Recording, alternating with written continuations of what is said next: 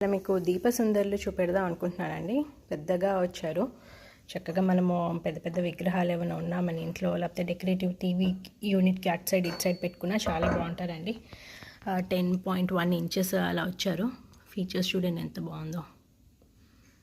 చక్కగా మనం దీపం కూడా వెలిగించుకోవచ్చు అండి. లోత్ అంటాం కదా, అది బాగుంది. 1.7 kgs ఉన్నారండి ఒకటి వచ్చేసి. చాలా బాగుందండి. మన ఐడల్స్ ఏమన్నా ఉంటే అక్కడ పెట్టుకుంటే ఎలివేట్ అవుతాయండి ఉన్న ఐడల్స్. చక్కగా అలా ఉన్నారు.